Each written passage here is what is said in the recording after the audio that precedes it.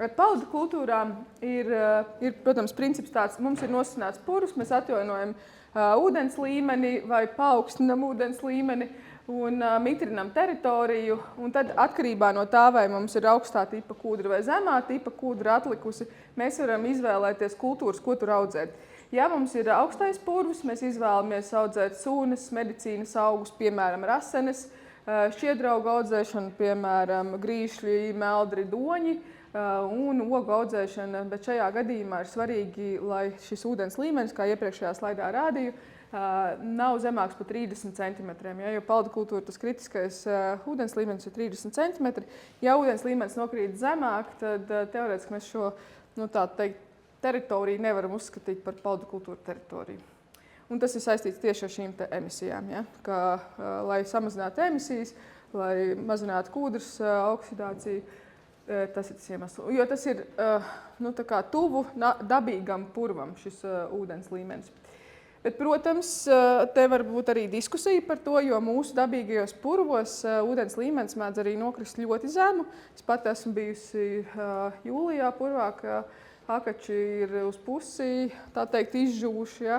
Līdz ar to es pieļauju, ka tā ūdens līmeņa svārstība ir lielāka nekā šie 30 centimetri dabīgajās.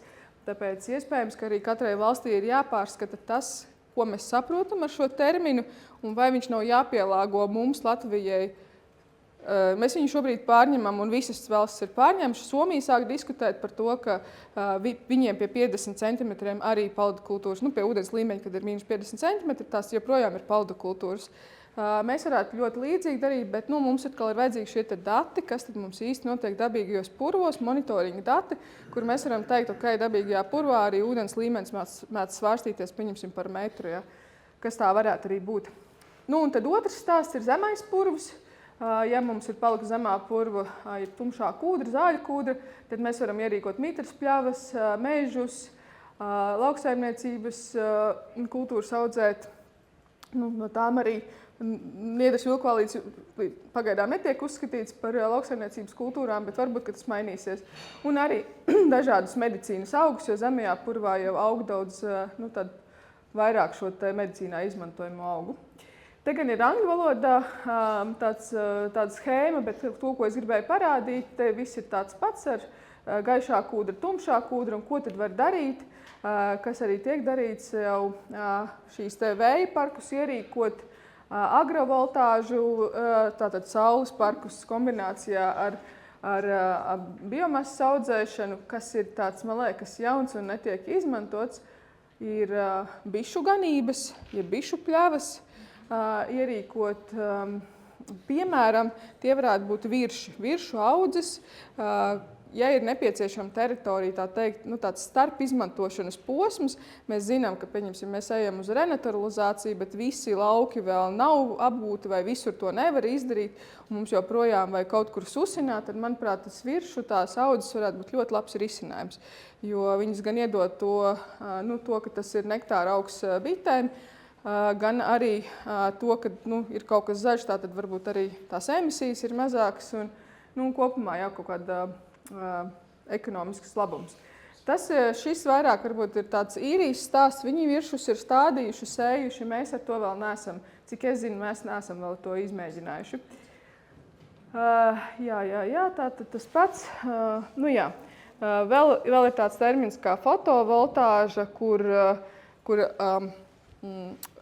saules paneļi tiek apvienoti kopā vienkārši ar purva atjaunošanu, bet no purva nekas netiek iegūts. Tur es arī rādīšu vienu piemēru no Vācijas. Tātad, kā jau es teicu, tātad izmaksas te ir ņemtas no Life Restore pētījuma, bet jāsaka, ka paudu kultūrām ir ļoti liela atšķirība, vai mēs audzējam vilkvālītes vai sūnas izmaksās. Līdz ar to vidējās izmaksas ir vidējā temperatūras slimnīcā. Tas neko neparāda. Tāpēc es parādīšu mazliet tālāk tieši par sūnu audzēšanu. Mums ir raksts, kurā arī es apkopoju divas tādas vislabāk dokumentētos piemērus ar to, cik ir izmaksājusi sūnu stādīšana. Viens ir āķapurvs pie Limbažu Valmieru puses, un otrs ķemerpurvs, Life Restore pētījums, tas projekts. Jāsaka, ka Rāķa purvā ir lielākas izmaksas, bet tāpēc, ka tas ir gandrīz hektārs, šeit ir pushektārs, izmaksas ir tā kā uz pusi mazāk, līdz ar to diezgan līdzvērtīgs. Bet tā lielā atšķirība ir ciparos, kas ir šī te, kāpēc iespējams vienā vietā ir vairāk sanācis rezultāts labāks nekā otrā. Jo jāsaka, rāķa purvā, ko es jums arī rādīšu, rezultāts ir labāks, un es teiktu, ka tieši vietas sagatavošanas dēļ, kur savukārt, jā, šeit mēs varbūt tik daudz neesam ieguldījušies. Tā kā jā, tā vietas sagatavošana ietver arī ūdens līmeņa regulēšanu, un tas pie paldu kultūrām ir visdārgākais, gan ierīkojot, gan pēc tam arī šīs teritorijas uzturot. Principā es arī aprēķināju to, ja mēs gribētu, tas ir vidēji viena hektāra izmaksas būtu 25 000 eiro, tas ir tikai ierīkošana. Ja mēs visām kūdras iegūs vietām Latvijā, kas mums skaitās, ka uz licences ir izņemts 25 000 hektāru, gribētu audzēt sfagnu laukus, tas mums Latvijā izmaksātu gandrīz 885 miljonus eiro.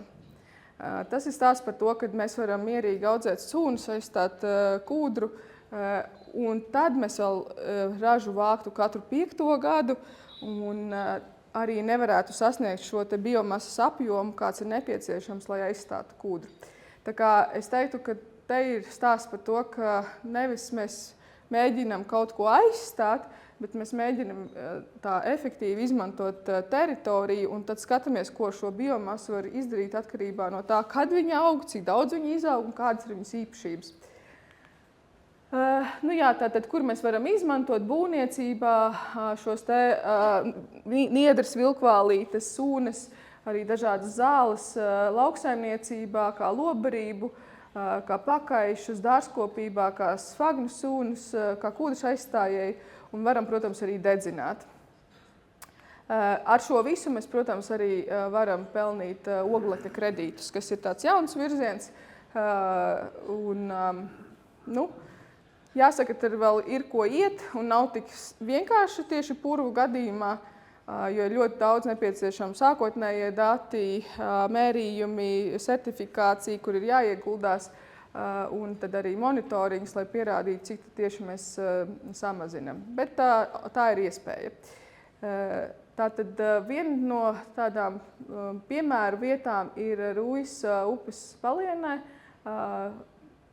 Mareks Bērziņš audzē miežabrāli. Patiesībā viņš tur vienā daļā teritorijas viņš jau auga, tās ir pļavas, kur viņš bija vienkārši aizaugušas pļavas. Jo vairāk viņš tagad pļauj šīs pļavas, jo patiesībā mazāk ir miežabrāls. Miežabrāls ir tā garā zālīte, te viņš ir sēts un te viņš ir dabisks.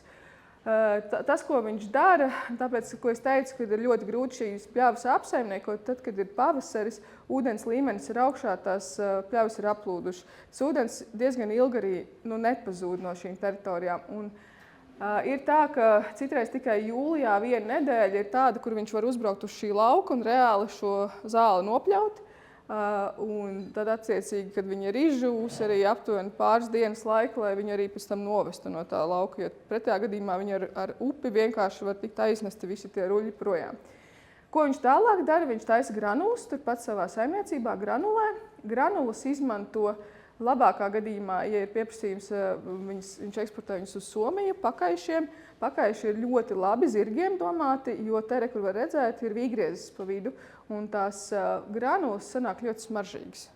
Protams, ekskluzīvos staļļos īpašnieks taču grib, lai viņam zirgam būtu smaržīgas granulas.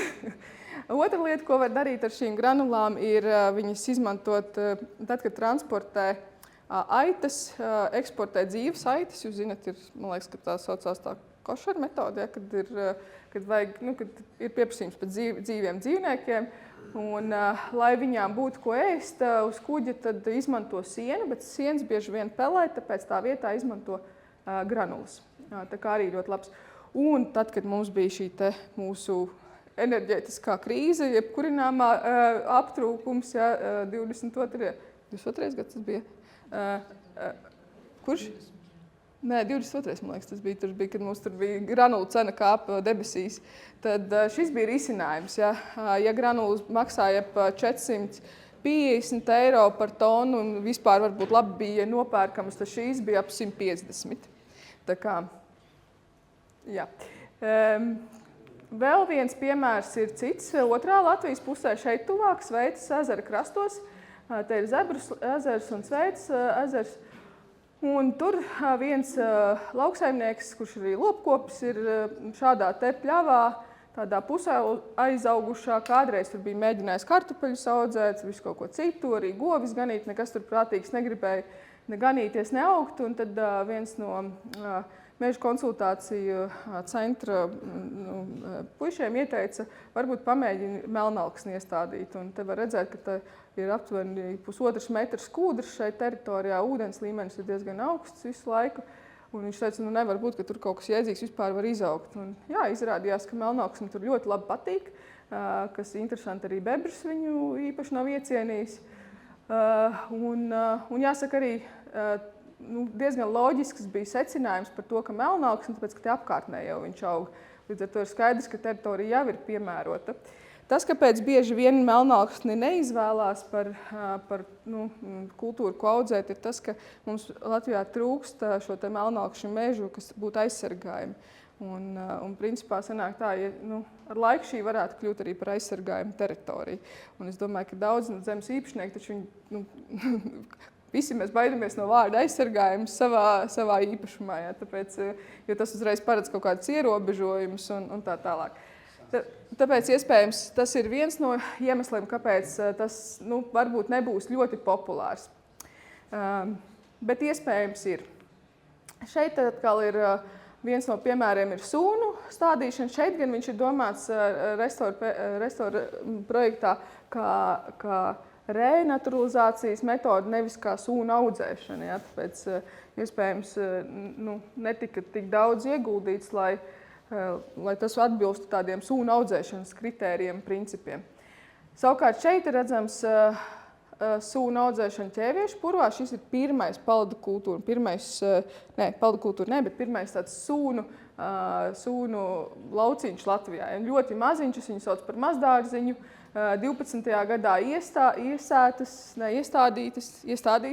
iestādītas sūnas, ūdens līmenis, tad var redzēt, ka tiek mēģināts turēt diezgan augstu. Te var redzēt, grāvjos nāk iekšā jau niedras, un tajā pusē mainās vispār veģetācija, kas nozīmē, ka nāk barības vielas, ir citi augi. Un ja mēs skatāmies, daudz jau sūnas tur nevar redzēt, tāpēc, ka tie ir zālaugi, kur tiek nopļauti.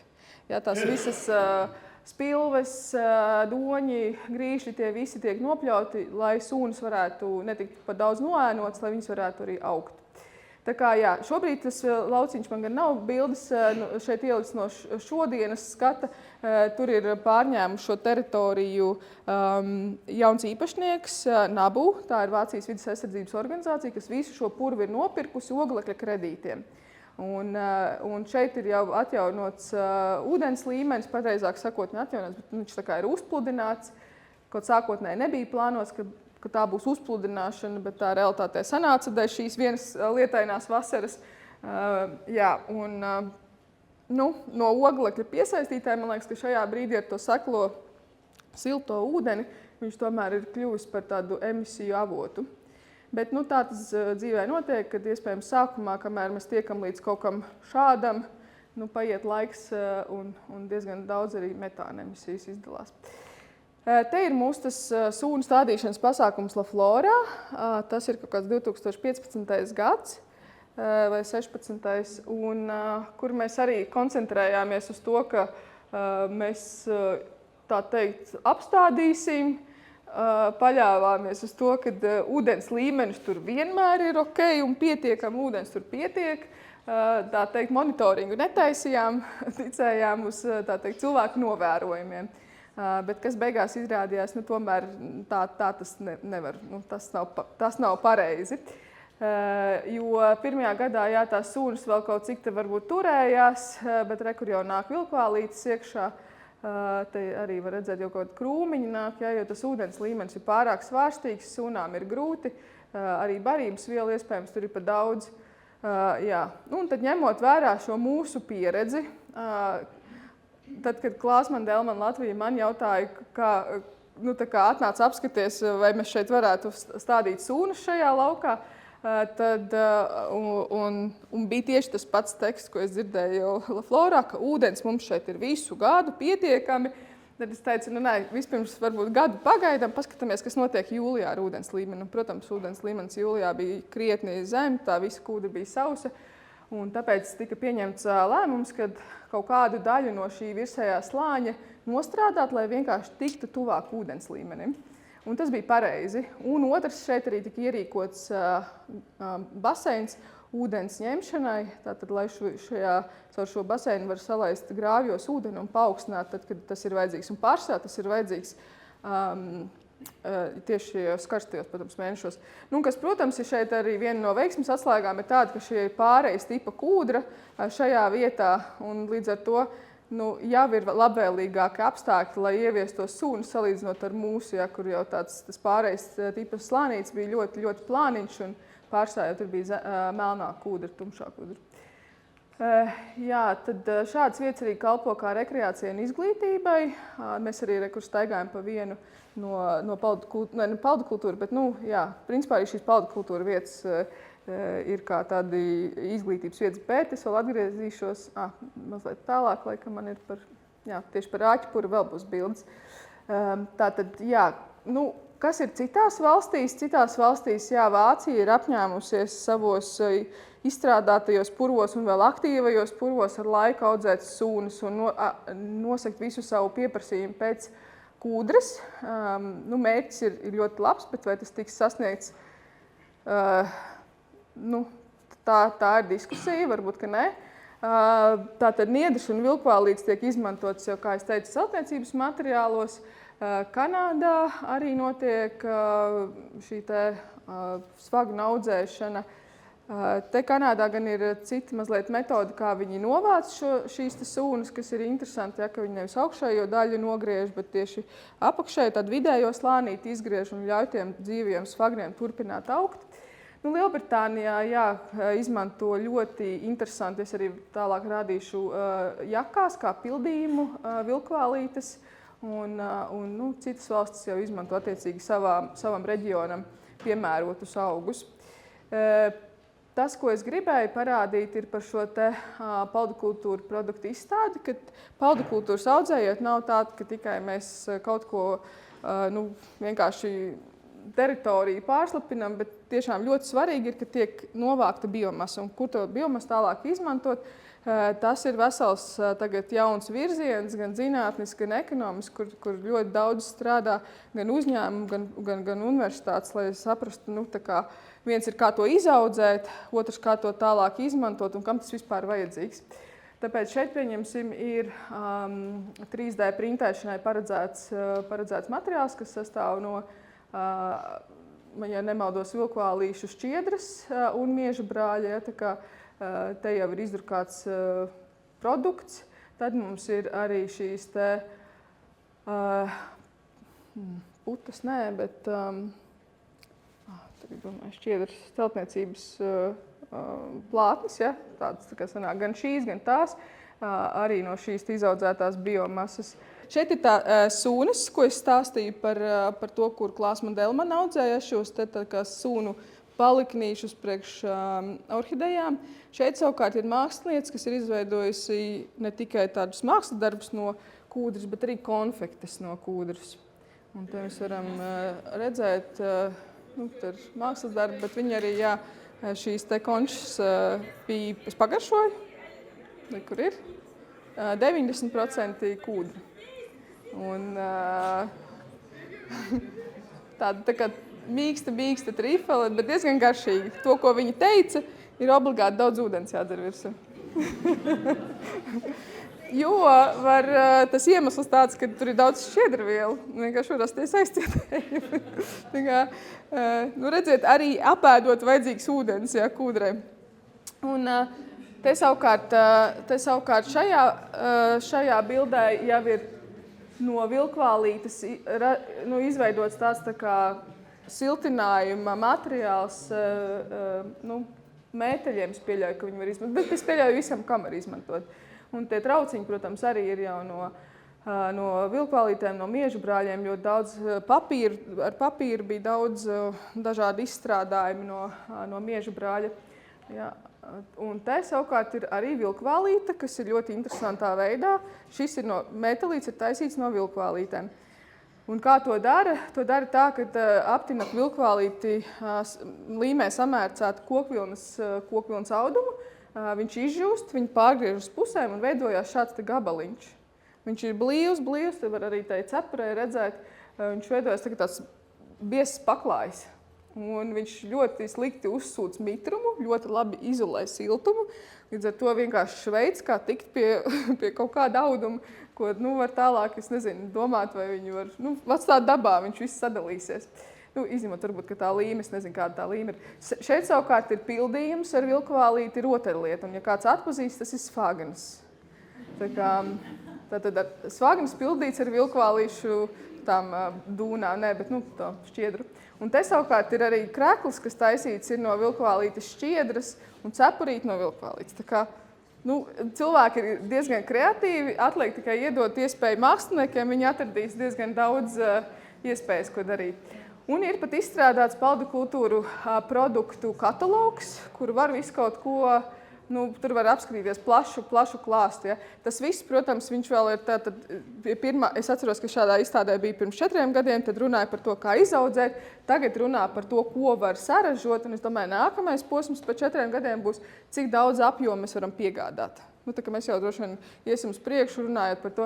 Starp citu, par vilkvālītēm vēl runājot, ir Lielbritānijā uzņēmums, kas ražo šo te pildījumu, un viņi arī meklē sadarbības iespējas Latvijā, ierīkot vilkvālīšu laukus. Tā kā, ja kādam ir kādas zināmas vietas, kur jau dabiski aug, varbūt nepieliekot lielas piepūli, ka iespējams, ka var veidoties foršas sadarbības ar to, ka viņiem nav kur audzēt. Vācijā tas ir ļoti dārgi, jo zeme vienkārši ir dārga, un iespējams, ka šeit varētu kaut kāda laba sadarbība. Kādreiz viņi teica, ka tā cena, ko viņi maksā par 1 kilogramu vilkvālīšu to galviņu, ir 2 eiro, bet nezinu, varbūt, ka tagad jau ir kaut kas vairāk palicis. Bet, jāsaka, es pieļauju, ka tas kaut kādas, 7, 8 vilkvālīšu galvas, un tur jau tas kilograms arī ir. Jā, te ir arī malā sūnas, kā sūnas tiek audzētas arī siltumnīcās priekš atjaunošanas projektiem. Mūsu gadījumā mēs Latvijā esam privileģēti, jo mums atjaunošanas projektos ir no kā paņemt, no dabīgiem purviem, citur tā nav. Un mēs īsti nevaram sūnas arī eksportēt vienkārši tāpat, ja mums vienkārši ir problēmas muitā ar to, kā to dabūt pāri robežai. Jā, te ir arī novākšanas mašīna, tehnika, jo, kā jau es teicu, ir jābūt iespējai, lai tehnikai jābūt vieglai, viņai jāspēj pārvietoties ļoti, ļoti mitros apstākļos. Protams, ka šī tehnika ir dārga, bet tāpēc ieteikums ir kooperēties zemju īpašniekiem vairākiem kopā un iespējams šādu tehniku iegādāties arī kopā. Un iespējams kāds var arī sniegt šādu pakalpojumu, vienkārši, kā, nezinu, aizbraukt tur, kur tas ir vajadzīgs šo biomasu novākt. Jā, te ir redzams, kādreiz šis uzņēmums taisīja kā jelly beans no sūnām, iekšā sūnu daļiņām, jo sfagnam ir tā iespēja, ja viņi pat sadala mazās daļiņās, katra daļiņa turpinās augt pati par sevi. Ne visiem sfagniem, bet lielai daļai. Ja? Un līdz ar to, pat ja mēs uztaisam šādas mazas lodītes, izkaisam, tas jau ir labi, bet viņi ir sapratuši, ka šis ir efektīvāks veids, kad jau tā kā lielākus augus tomēr var un ir iespēja, kā to arī klientam nogādāt. Viens somu uzņēmums savukārt audzē bet kompostē niedres un taisa substrātu un teica, ka var principā aizstāt kūdru jebkurā receptē un jebko var izaudzēt. Bet jāsaka, ka šie produkti pārsvarā ir tādi, kā mēs viņus saucam, hobby market, tas ir mēs, jūs, ja, tā kā visu kopā, ko mēs kaut kur savā dārziņā audzējam. Protams, ka mēs varam audzēt, mums tur ražas zudumi varbūt tik ļoti neietekmēs, bet tiklīdz tas ir profesionālais tirgus, viņiem ir ļoti, ļoti svarīgi, lai tas materiāls ir prognozējams, viendabīgs, ar tām īpašībām, pie kā viņi jau ir pieraduši. Un līdz ar to katrs tāds kompostveidīgais un jaunais materiāls, viņš tomēr prasa pielāgošanos siltumnīcās, padot vairāk ūdeni, varbūt tur kaut kāds, viņš pārāk ātri arī tur izžūst, jā, un kaut kas patērē vairāk slāpekli vai fosforu. Tāpēc, kūdra tai ziņā ir tāds gadiem ilgi zināms, un varbūt tieši dēļ tā, ka nav nekas jāpielāgo, tas produkts arī mums beigās neizmaksā dārgāk. Ja? Šeit ir manis pieminētā dūnu jaka, ja? Jaka, nevis dūnu jaka, bet jaka ar pildījumu no vilkvālītēm dūnu vietā. Es no sākuma domāju, ka īstenībā, ka viņu nevar, ka viņu nevar mazgāt, bet izrādās, ka šo jaku var arī mazgāt parastā veļas mašīnā, nerunājot jau par ķīmisko tīrīšanu. Tā kā, pieļauju, ka varētu būt, un no kurienes nāk ideja? Ideja nāk no kara laika, kad kara laikā glābšanas vestes tika pildītas ar vilkvālītēm. Lai nesamirktu, lai viņas turētu virs ūdens, jo viņās ļoti daudz gaisa. Un tā kā šis ir tāds, man liekas, ļoti, ļoti labs pasākums. Jā. Tātad, un paldu kultūra gadījumā šī vieta var kalpot kā tāda dzīvā banka, ja, kur mums kūdra ir kā kapitāls, kas tur oglekli un biomasa ir tas, ko mēs izaudzējam, tas mums dod tā teikt procentus. Ja. Protams, ka mums jānodrošina, lai tas tā arī notiktu, tas prasa darbu, ieguldījums, bet es pieļauju kaut kādā ziņā, tas ir teritorijas, kur tas arī atmaksājās. Ne visur. Tātad, kas mums būtu svarīgi skatoties šajā kopējā Latvijas mērogā par šīm par paldu kultūrām, tas ir jāskatās, ir baseins. Mēs nevaram skatīties, ka man pieder 5 hektāri, es gribu pacelt ūdens līmeni, un man vienalga, ka es apludināšu kaimiņus. Tā kā ir jāskatās šis lielākais mērogs, kur es atrodos, vai es to varu atļauties, vai es varu kooperēties ar kaimiņiem, vai viņi arī šo pašu grib. Iespējams, ka tās teritorijas ir pamestas, un mēs varam kopā kādā varbūt projektā pieteikties, tātad izmantot KLP maksājumus un arī oglekļa kredītu tirgu, kas ir tāda iespēja jauna. Tāpēc, iespējams, bieži vien tie, kas neriskē, tie nevinnē, tātad reizēm ir vērts riskēt, un tad var arī šampanieti dzert. Šis ir stāsts par to. Ja. Protams, ir jāskatās uz to, ka lielāka pievienotā vērtība, lielāks iegūms būtu no tā, ja mēs nevis vienkārši sadedzinātu šo produktu, bet radītu produkts ar augstu pievienoto vērtību. Ja, tātad, pieņemsim tās pašas dūnu jakas, pat labi Latvijā mēs viņus varētu ražot. Neredzu vajadzību, kāpēc mums vispār kaut ko vajadzētu uz tādu Lielbritāniju eksportēt. Es domāju, ka tā tehnoloģija nav tik sarežģīta, lai mēs viņu nevarētu arī pielāgot, nokopēt vai kaut kā tam līdzīgi. Protams, skatīties uz vietējām sugām, tas jau kā tāds paldu kultūru ABC, ja, ka mēs izmantojam vietējās sugas un audzējam to, kas šeit aug. Par ūdenskrātuvēm. Ūdenskrātuves ir, tā teikt, viens no zināmākajiem, man liekas, piemēriem saistībā ar izstrādātiem purviem tieši Sēda, ja, kur ir ļoti, ļoti skaisti atjaunojies mitrājs. Es nezinu, vai, tur daļā jau ir atjaunojies zemais purvs, daļā vēl ir tikai ūdens tilpa. Tā kā, principā, neko īsti nedarot, izņemot tikai sūkņus. Un, protams, iegūmus ir gan dabai, gan klimatam. Ja mēs skatāmies ūdenskrātuvēm uz izmaksām, tas, protams, šeit ir šīs izmaksas, visas, ko es pieminēju arī iepriekš, tās ir no kūdras izmantošanas pamatnostādnēm, kas savukārt man šķiet, ka balstās arī daļai uz Life Restore pētījumu. Un jāsaka, ka katra vieta ir atšķirīga. To, protams, arī mums nākamajā prezentācijā dzirdēsim. Un līdz ar to arī izmaksas ir ļoti, ļoti atšķirīgas. Tā kā, bet vidēji aptuveni, lai dotu ieskatu, ja, tad tas tā arī ir ūdenskrātuvu gadījumā. Ja ir sūkņu stacijas bijušas, tad demontāža ir nepieciešama, bērtņu joslu izlīdzināšana, ja tādas ir bijušas un nav izlīdzinātas, esošā meliorācijas sistēmas rekonstrukcija. Tas ir, pie tā, ja mums ir jāizber, jāpaukstina ūdens līmenis, jāregulē viņš un tā. Jā. Tad te ir daži piemēri. Šis ir no Īrijas piemērs, kā izskatās ūdenskrātuve. Te ir piemērs no Zviedrijas, kur šīs vietiņas nav dabiskas, te ir viņas pirms uzpludināšanas izveidotas saliņas mākslīgās. Un tās niedras pašas, protams, pēc tam ir uzaugušas, bet tās saliņas ir izveidotas putniem, ja, kā līgzdošanas vietas. Tā kā šī ir ļoti, ļoti putniem bagāta vieta. Malā arī, no kā es fotografēju, ir izveidots putnu novērošanas tornis un jau veidojās kā tāda turisma vieta. Bet tas ir uzņēmuma Neova teritorijā, kas iegūst kūdru, tātad šie ir tie izstrādātie lauki.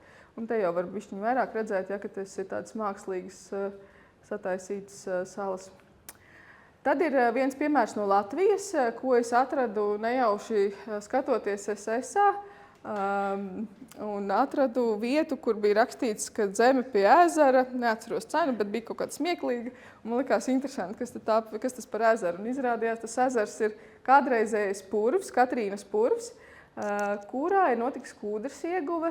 Ja, te var pēc kartēm skatoties 99. gadā, jau ir tie lauki ir apauguši, bet tagad skatoties mūsu kartē, kas tagad ir, var redzēt, ka tie ir nosaukti jau par lādzēnu dīķiem. Tas vairs nav Katrīnas purvs, un var redzēt, ka ūdens līmenis jau ir krietni augstāks. Ja. Bet tas ir kādreiz. Un šī zeme, šī vieta, kur var arī nopirkt. Tātad zemi pie ezera, lūdzu. Nav melots. Ezers varbūt nē, es tad teiktu pie Mitrāja, bet tas varbūt vairs neskan labi pārdodot šo vietu. Tātad par apmežošanu šis ir viens no, tā teikt, Latvijā bijis, man liekas, tradicionālākā izvēle, zināmākais veids, ceļš, kuru iet. Jā, tad prasa nosusināšanu, ko var audzēt priedi, bērzu, melnauksni, bet ir piemēri, kur var audzēt arī apses, papeles, ja, un purva bērzus. Tā kā, kas ir mīnus, varbūt, ka turpina kūdra oksidēties, tā kā neuzkrājās jauna kūdra, bet ir tā virzemes biomasa, kas pieaug. Tātad, ir arī iespējams iegūt atbalstu. Varbūt, ka Dagnija tur var man pakomentēt vairāk par to, ka lauka atbalsta dienesta atbalsta par meža ieaudzēšanu. Tad, ja mēs skatāmies, kur to var darīt, mums ir visi šie degradētie purvi, cik ir pamestie, tā kā, potenciāls ir. Kas mums ir svarīgi? Svarīgi ir šī zemes mēslot pirms kaut ko ieaudzēt, un te ir gana daudz pētījumu ar to, cik daudz un kāds ir efekts. Bet pilnīgi noteikti koksnes pelni tiešām ir atslēga uz labu mežu vai vismaz labām koku audzēm purvos. Jā, te varbūt speciāls varēs pēc tam pakomentēt, vai kāds būs gribējis. Tātad, kas mums nosaka, tā teikt, priede ir labs oglekļa piesaistītājs, pionieris mums ir bērs, melnauksnis savukārt ir ļoti labs pie svārstīgiem un augstiem ūdens līmeņiem, un šīs izcirtmetu plantācijas var būt ļoti labas izmantošanai tālāk enerģētikā. Kur mums ir veiksmes stāsti, ko mēs varam palielīties un kur kaut kādi ir, tad tas ir sedas purvs, pirms aptuveni 50 gadiem stādītas priedes. Tad mums ir kaigu purvs, kurš pavisam nesen ir veikti gan Life Restore pētījumi, gan arī Lafloras darbinieki ir turpinājuši šo pētījumu jau, ne pētījumu, bet iesākt to un paplašinājuši mežaudzes kaigu purvā. Un rāķu purvā arī ir, ne rāķi, īstenībā tas nav rāķi, bet tas ir tēvgāšas purvs, kas ir netālu, ir meži iestādīti. Bet, kas, protams, atšķirās, meža skudrājā prasa specifisku aprūpi, tātad mums ir tomēr jādrenē un jāsusina šī teritorija. Ir arī vējgāžu risks, jo sakņu sistēma mēdz nebūt ļoti dziļa, un protams, ir arī dzīvnieku risks, kaitējumi nodarītie. Te ir par to, kā salīdzināt, pieņemsim, ja mēs gribam paldakultūras izvēlēties vai apmežošanu, ja, tad es vienmēr saku, ka katrai vietai ir savas labākie risinājumi. Un tajā vietā, kur mēs nevaram paaugstināt ūdens līmeni, nemēģinam tur par visām varītēm to izdarīt, ir jāizvēlās tai teritorijai atbilstošākais tālāk izmantošanas veids. Un, ja tur ir sauss, tad ejam uz mežu, ejam uz ogām. Ja, mums ir jau tā slapja teritorija, ir skaidrs, ka tur dabiski ir augsts ūdens līmenis, un mēs visu laiku cīnīsimies ar to, lai ūdens līmeni pazeminātu. Tātad izvēlamies kaut ko, kas jau aug mitrā vietā.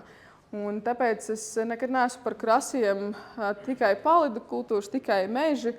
Vislabākais tiešām tā kā dabā mums ir mozaīka. Un it sevišķi pie mūsu reliefa, kur mums ir tāds viegli viļņots, ar saposmots, ja, kur mums ir gan organiskās augsnes, kūdra augsnes, gan purvi, gan blakus minerāla augsnes. Un ja paceļ ūdens līmeni vienā, tad tā minerāla augsne arī aplūst. Un es domāju, ka mūsu gadījumā mums ir ļoti jāturās un jācenšas minerāla augsnes nepārpurvot. Tāpēc ir tiešām jāskatās, kur mēs varam šo te darīt. Tāpēc, es teiktu, kuru izvēlēties, nevis skatīties, kuru es gribu, bet kuru tā vieta man atļauj, ja, kuru ceļu. Tad paldu kultūrām tā ir slapjākas vietas, aptur oglekļa emisijas un var iegūt inovatīvus produktus. Apmežošana var būt sausākām vietām, ja ilgtermiņa oglekļa piesaista koksnē, bet no ekonomiskā viedokļa mēs iegūstam arī kokmateriālus un plus vēl atbalstu no valsts. Izmaksas arī šīs ir ņemtas no pamatnostādnēm, tā kā iespējams jau pa šo laiku, kopš šis pētījums ir tā teikt, bijis, cenas ir mainījušās pilnīgi noteikti, bet kaut kādi ieskati, es domāju, ka šis sniedz. Ja mēs tā paskatāmies atpakaļ uz ogām, ja, tad, tā teikt, nesalīdzinoši mazāk, bet arī teritorijas, ko mēs parasti apstādām, ir arī nesalīdzinoši lielākas, ja mēs izvēlamies, pieņemsim, ogas stādīt. Neiedzināšos, tas ir, ja kādam interesē, būs arī prezentācijas. Vairāk gribētu pastāstīt tieši par piemēriem. Šeit ir Kaigu purvs, kur 40 hektāros, ja nemaldos, 40 hektāros ir sastādītas priedes. Šeit var redzēt, kāds izskatījās lauks pirms kaut kas tika darīts. Ja? Tika novākts apaugums, tika izņemti celmi un tika pelnota vieta. Ja pareizi sapratu, ka 5 tonnas uz hektāru pelni tika izmantoti. Tātad tā izskatījās jau sagatavots apmežošanai lauks. Un tad šeit ir pats apmežošanas meža stādīšanas process. Kā redzat, ļoti skaistās taisnās līnijās, ko pēc tam var arī redzēt. Viss ir ļoti precīzi ar vietējiem stādiem. Tātad, kā izskatās stādījumi pēc 2 gadiem? Šādi.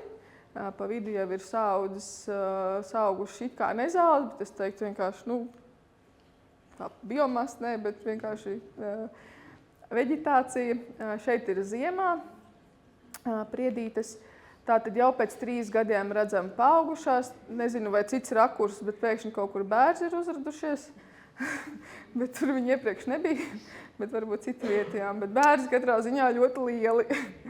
Un te jau ir pēc 6 gadiem var redzēt, ka jau ir bet arī agrotehniskā kopšana, tur ir, man liekas, ja es pareizi atceros, tad katru gadu arī tika taisīta. Kā redzēt La Flora, ar savu vēju parku fonā un priedītēm priekšplānā. Tad ir šādi izskatās arī citi lauki, kur vairāk ir bērni. Un te savukārt ir restora projektā veiktais eksperiments, stādījumi, dažādi stādījumi, tātad papeļu, bērzu, priežu, melnaukšņu stādījumi. Mums ir arī autori šeit sēž, tā kā, ja kas varēsiet pajautāt arī viņai vairāk, bet es izstāstīšu to, ko es arī esmu sapratis. Tātad 17. gadā arī šeit tika izkliedēti pelni, lai sagatavotu teritoriju 5, 10, 15 tonnas uz hektāru. Te jau ir tā paša gada vasara, kur jau ir saugušas gan augi dažādi, gan arī pašas papeles jau ir izveidojušas vainagu, jo viņas tika iestādītas, tā kā man teica, kā pīckas, tā kā pātedziņas. Zemsadzē jau ir izveidojušās sēnes, sunas, tā kā te viss norāda, ka procesi notiek un viss ir kārtībā. Te var arī redzēt gan dažādos sugas, kas ir stādīts, gan arī dažādos pelnu tonu daudzumu. Un 24. gadā jau mēs redzam normālu mežu, man šķiet. Manā izpratnē ļoti liela koki jau ir. Un 23. Tas ir gads, laikam, atpakaļ 23. gada septembris, bērzu un priežu vecums te ir 6 gadi. Varbūt, ka Dagnī, tu gribi nokomentēt par to, kas tur bija ar tiem bērziem, ka sākumā viņi aug un tad pastāsti. Jā. Tad būtu tas mikrofons. Tad tā ideja ir tāda, ka bērzs ir pionieru suga, viņš parasti arī smuki šajās teritorijās vienmēr gar grāvas malām ir. Tad, kad viņš sasniedz kāds 15-20 gadus, viņš sāk brukt. Tāpēc ir labi ņemt abus. Ar to grāvu var atstāt to bērzu, kas taisa tāds smuku meliorāciju, bišku dabū vēju laužu nēnu iedod. Savukārt priedi ir ilgtermiņā, viņi ir ilgā spēlētāji, viņi ir tā, kas uzkrāja to oglekli, un viņi ir arī tā, kurai būs tā vērtīgā koksne. Mums gan Latvijā arī bērzi ir ļoti vērtīgi, jo mums ir bērziem pārstrādes rūpniecība. Ja ir pārstrādes rūpniecība, tad ir arī cena normāla. Lūk tā. Un par tiem pelniem es nokomentējuši, ka tur bija tās 5, 10 un 15 tonnas. Mēs redzam, ka ar 5 tonnām ir viss kā pieticis, bet ir tāds sajūta, ka tad, kad vēl pēc 5 gadiem tur retinās, ka vajadzēs vēlreiz, 15 ir pa daudz, tik daudz nevajag. Starp 10 un 5 arī ir apmēram tas, cik tā vidēji vajag. Un vēl, ja jūs ņemat pelnus, lūdzu skatieties PH un skatieties ražotājiem, pelnu ražotājiem, viņiem Valsts auga aizsardzības dienesta mājaslapā, tur ir tas skaitlis salīdzinot ar parasto kaļķošanas materiālu, kāda ir tas stiprums. Un tas skaitlis svārtās no 20 līdz 100. Tātad vai tikpat, cik parasto kaļķošanas materiālu vajag, vai 5 reizes vairāk. Tam skaitlim vajag pievērst uzmanību. Tāds īsts komentārs. Jā, jautājums vēl Dagnī.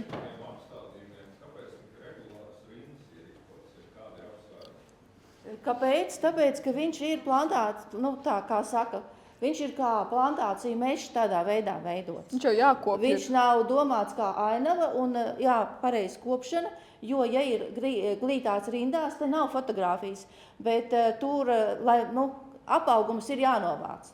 Un tie konkurējošie augi, viņi ir tā kā nezāles. Un to var izdarīt vienkārši ar mazo traktorīti nobraucot. Un tas ir daudz ātrāk nekā, ja iet cilvēks ar krumgriezi. Kā arī, ja viņš ir domāts kā ražošana un pēcizmantošana, tad, protams, ka taisnās rindās mums ir vieglāk strādāt un vieglāk novākt. Bet taisnās rindas, ja mēs liekam, tad liekam pamīšus, un tad ir katram augam lielāka vieta. Bet, ja mēs gribam ainavu stādījumu, protams, ka var tā raibi visādi izmētāt un var arī miksēt sugas savā starpā. Tā var darīt. Paldies! Bija vērtīgi. Jā. Tad, ejot pie renaturalizācijas, šeit savukārt, renaturalizācija nozīmē, principā, purvu atgriešanu atpakaļ par purvu. Ja? Un, protams, purvā, kā jau mēs runājam, galvenais ir ūdens, līdz ar to svarīgi ir hidroloģiskā režīma stabilizēšana, un tas ir galvenais priekšnosacījums. Un tas, kā to darīt, to var darīt ar kūdras vai koku aizsprostiem, uz šiem te nosacināšanas grāviem vai vienkārši aizvarot grāvis. Ir arī vēl dažādas cits ar visādām rievsienām arī metodas, bet šīs ir vislabākās, dabīgākās un tās, kas ir sevi jau pierādījušas. Te atkal stāsts par ķemeru purvu, un šajā gadījumā es viņu rādīšu kā renaturalizācijas piemēru, jo tāds viņš arī bija paredzēts. 18. gadā Life Restore projektu ietvaros tika veikta šī stādīšana, apbēršana ar salmiem, tas tāda daļēja kanādiešu moss transfer tehnika šī metode, bet daļēji, jo viņiem ir vēl citi soļi, kas šeit netika darīti un arī daudzos gadījumos netiek darīti, un līdz ar to nevienmēr izdodās. Jā, tad šeit ir, ja šeit bija 18. gads, tad te ir 21. gads, pēc 3 gadiem. Redzam, ka kā kurā vietā ir kaut kur ir kaut kādas saaugušas. Te varbūt izskatās, ka tās ir asenas, bet tā nav. bet man liekas, ka sūreņas tās ir. Viņas arī ir sarkanas šeit. Un te vienkārši, tie kūdras pleķīši jau tur dzīvo, tas ir skaidrs, viņi kaut kas tur izdzīvojas ir. Bet ir kaut kur jau nekas vairs nav, ja redzat šīs te vietas, un principā iemesls ir šī pārāk lielā ūdens līmeņa svārstība, ja sūnām tas nedara, viņas nav niedras, viņas to nevar izturēt. Un te tas mēs zinām futbola laukumus, ja, tas bija kā viena puse, bija, kur mēs stādījām, bija tika atlasīti tikai spārni. Ja, pārējās viss augi bija nolasīti no stādīt. Un otra puse bija eksperimentāli. Tā paņēmām par tā donoru parauziņu, tā mēs to sastādījām. Un gribēju redzēt, kur tad labāk, kur labāk iejauksiet. Tikai redzēt, es sapīju nekādu. Diemžēl. Nē, katrā ziņā tas nav, kā redzams tagad nākamajā slaidā, nav darbs bijis velts. Tā teikt, dabai vajag šo spērienu. Šis spēriens tika iedots, cilvēki sabrauca, tērēja savu enerģiju un tur tā teikt, daba tomēr viņu arī ir izmantojusi. Un šeit jau var redzēt, pagājušā gada novembrī, ja, pavisam nesen, pateicoties, domāju, slapjai vasarai, rekursūnas jau ir jau dzīvīgākas izskatās, jau viņām šī vasara ir patikusi. Tā kā es pieļauju, ka vēl kaut kāds laiks, lai... Ko lūdzu? Vēl viena slapja vasara, jā, vēl varbūt tās aizaugs grāvīši apkārt vairāk, un tā situācija jau būs daudz labāk. Protams, mēs gribam to rezultātu redzēt projekta ietvaros 4 gadu laikā, ja? Bet dabai nav 4 gadu projekti, viņai ir savs laiks. Un mēs redzam, ka var rezultāts būt arī pēc 7 gadiem vai pēc 10. Tā kā, jā, nevajag steidzināt un nevajag mest plinti krūmos, bieži vien kaut kas arī var sanākt pēc tam. Šeit savukārt arī ir viens stāsts par to, kā neizdevās purvā sūnu stādīšana. Šeit tika gandrīz viss darīts pēc kanādiešu metodes, bet, un te ir arī pati metodas ieviesēja Līna Rošforta, kur arī mēģina kaut kur tur atrast dzīves sūnus, nav nekā tur, jā, diezgan slikti. Tā kā, bet savukārt citā tajā pašā purva daļā, kur tika tikai vienkārši aizbērt grāvīši, nekas netika ne stādīts, ne darīts, redzam jau te viss kaut kas ir saudzis un viss notiek, ja. Tā kā, jā, ja mēs runājam par izmaksām, tas ir, protams, ļoti atkarīgs, ko mēs darām. Tādā restora projekta ietvaros tas noteikti bija dārgāk, ja, jo mēs jāparedz ir šī sūnu transportēšana, cilvēku darbspēks. Ja mēs nestādām tur sūnas, tad tas varbūt ir lētāk, ja tikai izveidojam aizsprostus, aizdambējam grāvīšus. Tā kā tās izmaksas var ļoti, ļoti variēt starp vietām un starp to, ko mēs gribam panākt. Jā, ja mēs skatāmies tādu kopsavilkumu par tādu investīcijām, no lielākā, protams, atdeva mums ir no krūmelenēm, jo, protams, viņām arī cena ir vislielākā pēc tam. Zema vidēja atdeva mums ir novērtēta, tas ir pēc Life Restore pētījuma, ja, projekta rezultātiem. Zem vidēja mums ir apmežošanai, paldu kultūrām ir vidēja, dzērvenēm arī ir augsta, šī investīcija atdeve ūdenskrātuvēm vidēja, renaturalizācija zema vidēja. Tas viss ir atkarīgs, pieņemsim, šajā gadījumā, ko mēs ar šo teritoriju tālāk daram, ja? Vai mēs ierīkojam kaut kādu pastaigu taku, kurai blakus savukārt mēs izveidojam kaut kādu kafejnīcu un gūstam paši ienākumus, vai mēs izveidojam kaut kādus dīķus, ūdensrožu, pieņemsim dīķus, ja, un ļaujam tur, nezinu, ar laivām peldēt cauri un no tā iekasējam līdzīgi kā no lavandu laukiem, 5 eiro. Ja. Tā kā tur var būt arī ļoti atšķirīgi šie te investīcija atdeves rezultāti. Saules parki gribēja parādīt arī šo te pasākumu, jeb projektu Vācijā, Lotorfā, kur uz zemā purva kūdras, bijušajās lauksaimniecības zemes ar zemā tipu kūdru ir uzstādīti saules paneļi. Tā, man liekas, ka man tālāk bija, jā, jauda ir aptuveni 16 megavati, 30 hektāru platībā šie saules paneļi tika uzstādīti, un šis pagaidām ir lielākais tāds Vācijas mitrināšanas, ūdens līmeņa atjaunošanas un saules parks tā kā kopā. Ja. Un atrašanās vieta, kā es teicu, tā ir Lotorfa Šlēsvigas Holsteins apgabals, aptuveni 18 metru virs jūras līmeņa. Iepriekš tika izmantots kā zālā, tur blakus arī ganās govis. Tagad ir atmitrināta, pārmitrināta, atjaunota, varam saukt kā gribam, purva teritorija. Daļā, protams, arī tie apstākļi ir mainīgi, daļā ir smilšaina. Kādi ir uzstādīti saules paneļi, ir tādi, kas kustās, seko līdzi saulei, viss ļoti labi, bet problēma rodas tajā brīdī, kad ir jāpievelk visādus skrūvis, kuras ir simtiem tūkstoši kopā uz 30 hektāriem, tas viss ir jādara ar roku. Tāpēc šie saules parka attīstītāji teica, ka otrais vairāk viņi šādus neizvēlētos. Kas vēl ir? Šī konstrukcija ir bez betona. Tātad mazāk ietekme uz augsni. Ko viņi teica, ka viņu otrais šādu projektu vispār nerealizētu, jo principā viņiem nebija pieredzes, kā strādāt šādās teritorijās. Man liekas, ka mums Latvijā tomēr mēs jau esam sadzīvojuši ar to, kas ir purvs un zinām, ka jo viņi vispirms paaugstināja ūdens līmeni un tikai tad mēģināja šos te dabūt iekšā. Un, protams, viņi tur gandrīz vienu cilvēku noslīcināja un arī tehnika gandrīz atstāja tur. Tā kā,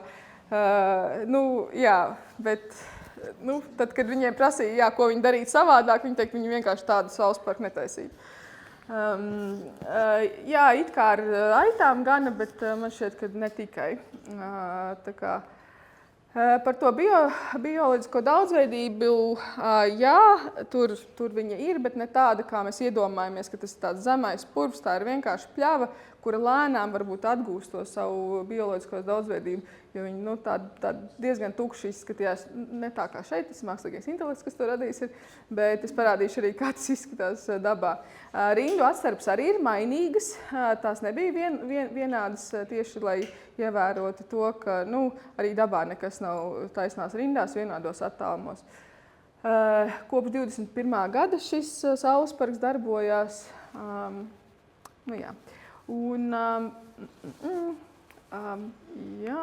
Ļoti jauki. Un te ir karta, kur tas konkrēti ir. Un te vienīgā vieta, kur varēja redzēt, ka tas tiešām ir kaut kas ar zemo purvu, ir viens grāvīts, kur tika atsegta šī melnā kūdra. Un tiešām varēja redzēt, jo pārsvarā tur nekas cits neliecināja, ka tas ir zemais purvs. Viņi izskatījās vienkārši, šie grāvī, bet šeit viss izskatījās pēc vienkārši tāds bišķiņ mitrāks pļavas. Ja arī šeit nav tā, ka tur ir ūdens līmenis līdz ar zemi, līdz ar virsu, un nav tā, ka tur arī šausmīgi būtu jābrien, lai kaut kur tos skrūvus arī pievilktu. Tātad, šis arī jāņem vērā.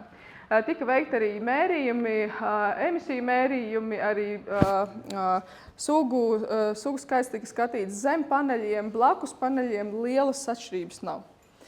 Kas ir zem un kas ir blakus aug. Tā kā tas ir tāds galvenais, ka tas panelis neko daudz, varbūt tāpēc, ka viņš ir kustīgs, viņš tur neietekmē to daudzveidību un arī emisijas.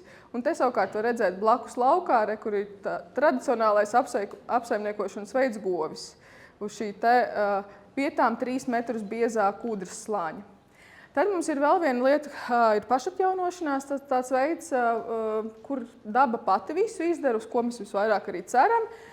Bet, kas mums visvairāk Latvijā arī ir noticis, un tas ir ļoti labi, jo mēs varam redzēt, kā dabiski šie procesi notiek. Mēs varbūt neesam pietiekami daudz pētījuši šos pašatjaunošanās stāstus un gadījumus, bet no tiem jau tādus secinājumus var izdarīt. Un šeit ir jau pieminētais medena purvs, kur šeit vēl notiek kūdras ieguve, un šeit kūdras ieguve ir beigusies 50 gadus atpakaļ šajos laukos. Un kādreiz kūdra šeit tika iegūta ar ekskavātoru metodu, tātad vienkārši ar kausu rakts ārā, lika blakus, man liekas, ka man ir jābūt vēsturiskām bildēm, šeit ir šis pats lauks, šī pati vieta, šīs te pašas bildes, tika, kā redzat, tur var redzēt arī ūdens līmenis tālāk, un tālāk purvs, nav tur tādi skaisti lauki, kā mēs redzam šodien. Un kūdra netika griezta, viņa tika likta veidnēs un žāvēta. Un tādā veidā iegūt kaut kādu šādu te klucīši.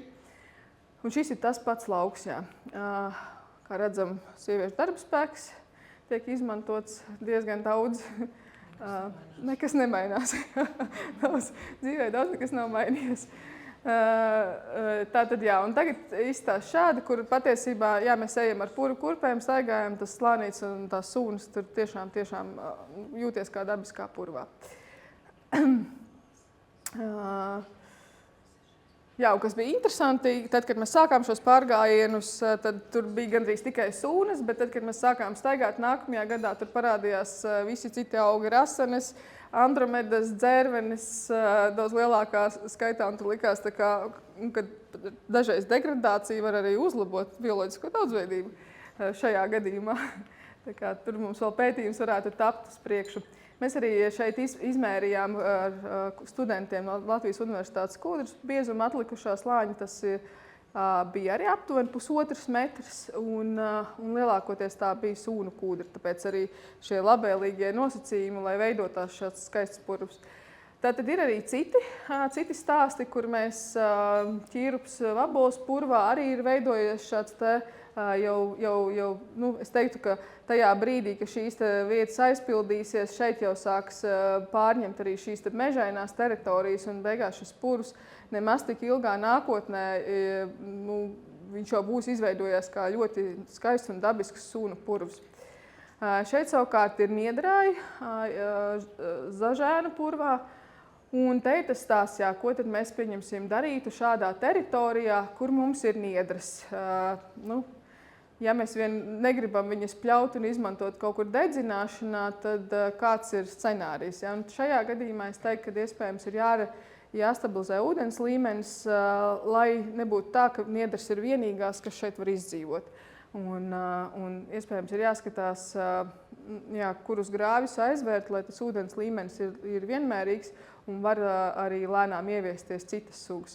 Bet tikpat labi arī pēc šī perioda tas dabiski arī notiks bez cilvēka iejaukšanās. Bet, ja mēs gribam kaut ko darīt šādās teritorijās, tad es teiktu, ka monitorings un tad skatāmies, kā varam stabilizēt un dot iespēju arī kaut kam citam iejaukt. Meliorācija diez vai, un tā kā vienīgais ir paaugstināt ūdens līmeni. Šeit savukārt jau ir izveidojies pārējais purvs, Taudjāņu purvā, tā kā jau ir tālāk esam tikuši par zemo purvu, un tad drīz jau arī noteikti būs augstais purvs. Jā, par likumdošanu tālāk nestāstīšu, tas arī šobrīd viss, vai ir kaut kādi jautājumi? Es atradu dažus pazudušos slaidus ar rāķa purvu, ko es gribēju parādīt kā vienu no piemēriem. Nosacīta renaturalizācijai vai sfagnu audzēšanai. Sākumā man liekas, ka tā doma bija par sūnu audzēšanu, bet tad, kad īsti kaut kas tur nesanāca un neizauga, tad doma bija, labi, lai tā būtu renaturalizācija.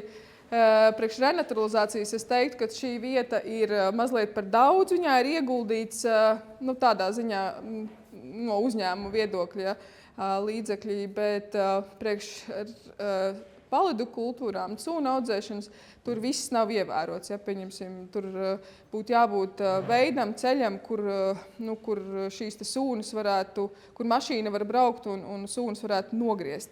Bet ņemot vērā, ka arī tehnoloģijas attīstās, un kā jau es jums teicu, kanādieši jau izstrādā metodi, kur netiek novākts augšējais tas sūnu dzīvais slānīts, bet tas vidējais ir iespējams, ka šī teritorija var būt arī tiešām kā palidu kultūra vieta. Un šeit ir stāsts 2019. gads labajā pusē un pagājušais gads kreisajā pusē.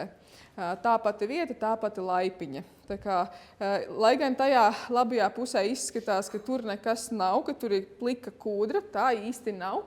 Ja tur ieskatītos, varētu redzēt, ka tur ir sūnas. Bet uzņēmums teica, mēs jau cerējām redzēt, ka tur kaut kas zaļš būs, bet ja tu izvēlies iestādīt brūnes sūnas, tad nevar gaidīt, ka tur būs kaut kas zaļš. Un zaļš tur parādās tikai tad, vai arī sarkanas, pieņemsim, kas nav zaļas. Zaļš parādās tikai tad, kad saauga spilves, baltmeldri, un šeit ir stāsts ļoti labi var redzēt, ka sūnām tur ir mazliet par svārstīgi tas ūdens līmenis, un viņas mēģina visu laiku patverties tādās sausākās vietiņās. Ja, viņas tur ir ielīdušas spilvu cinīšos, uzaugušas, un tur daudzas vietas arī bija tādas, kas bija kurā sūnas neieauga, un arī nekas cits ilgi neauga. Arī tagad joprojām ir tāda melna pleķa, kur sūnas tā kā neieauga. Mēs prasījām kolēģiem Vācijā, lai viņi izstāsta, kāpēc. Tad viņi teica, ka tas iespējams ir tāpēc, ka tur ļoti uzkarst tas pleķis, un veģetācija ir ļoti grūti tādās karstās vietās ieviesties. Un vēl iespējams arī aļģis ir ieaugušas, un arī tas veido tādu traucējošus apstākļus.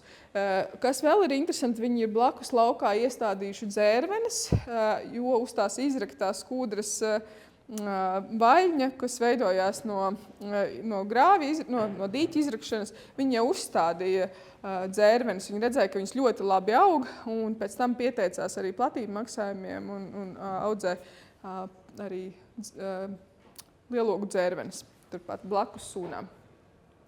Te var redzēt citu rakursu no citas vietas, tātad, kur ūdens līmenis ir augstāks un kur arī ieplūst barības vielām bagātāki ūdeņi. Un te var arī redzēt, tātad no sūnām vairs nav ne smakas.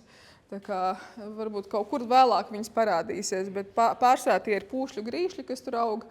Un, tā kā arī vienā nelielā vietā var būt ļoti, ļoti atšķirīgi apstākļi. Un šeit ir arī pagājušā vasara, kur apciemojot šo teritoriju kopā ar šo kanādieti, mēs secinājām, ka ļoti augsts ūdens līmenis ir un ka varbūt būtu mazliet tā kā jāpazemina. Un tas ir stāsts par to, ka ja tev nav automātiskā ūdens līmeņa regulēšana, kas prasa pirmkārt lielas investīcijas, elektrības pieejamību, tad ir tā, ka viss ir atkarīgs no cilvēkiem. Braucu garām, ieraudzīju, pateicu, pacēlām vai pazeminājām ūdens līmeni, ja jau viņi to var izdarīt. Bet, ja cilvēkiem liekas galvenais, lai tur ir ūdens, tas nekas, ka viņš ir daudz galvenais, ka viņš ir ček, mēs neko nedaram. Ja? Tā kā tas ir stāsts par to, ka arī to darbinieku, kurš brauc garām pa to ceļu uz tiem citiem laukiem, vajag pamācīt, apmācīt, ka šis ir pa daudz, un tā kā šeit vajadzētu mazliet zemāk to ūdens līmeni. Un tad tādā veidā tas prasa, tās paudu kultūras prasa kaut kādus ieguldījumus. Bet šis, es teiktu, ir viens no labākajiem piemēriem Latvijā. Un tajā brīdī, kad būs mums 3. kārta šiem semināriem, šī būs vieta, ko mēs noteikti apmeklēsim Vidzemē. Un savukārt šeit Zemgalē mēs noteikti apmeklēsim arī Lafloru ar koku stādījumiem, ar neveiksmīgiem sūnu laukiem, kurš tagad ir niedru lauki. Arī tur mēs esam sastādījuši kalmes, arī tur mēs apskatīsimies, kā kalmēm klājās. Un, tā kā šie ir piemēri, ko, ja kāds nebūs uz šīm ekskursijām, tad vismaz šobrīd varētu mazliet apskatīties.